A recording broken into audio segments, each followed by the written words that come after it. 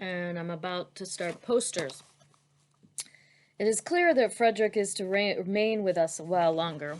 Were I to know how long and what would be his metamorphosis, I would laugh in disbelief.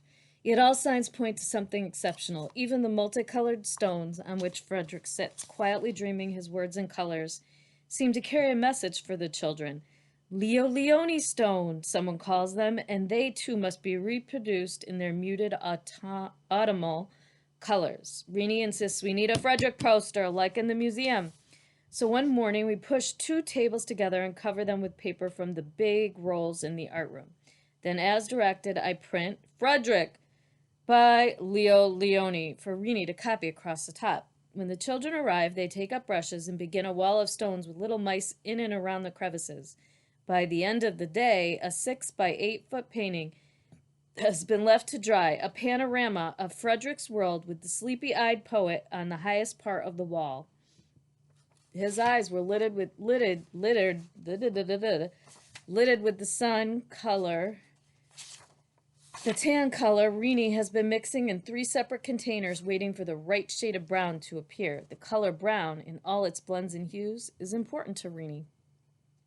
The poster now hanging above the piano dominates my field of vision, and a not-so-subtle transformation of the common idiom has begun to assert itself.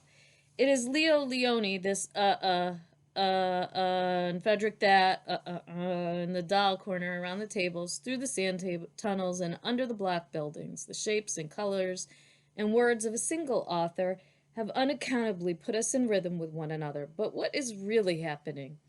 Is it the contagious effect of one charismatic child's determination to celebrate a mouse as she celebrates herself? Or do I deliberately engineer this phenomenon because without something entirely new and remarkable going on, I slip into a classroom half-life? Each year, I wait to be reawakened by a Rini, just as she has entered school looking for a Frederick, a something to ponder deeply and expand upon extravagantly. Oddly enough, when we act out Frederick, Rini decides to be a mouse friend. I thought you'd be Frederick, Nisha says. The others is nicer. You're not like Frederick anymore, Corey asks. Yeah, I am, but those other mice love him so much. How does it feel, she wants to know, when someone else invents the dance? I am not as brave or curious as Rini. Were I to join the crowd now, I might lose my outline again.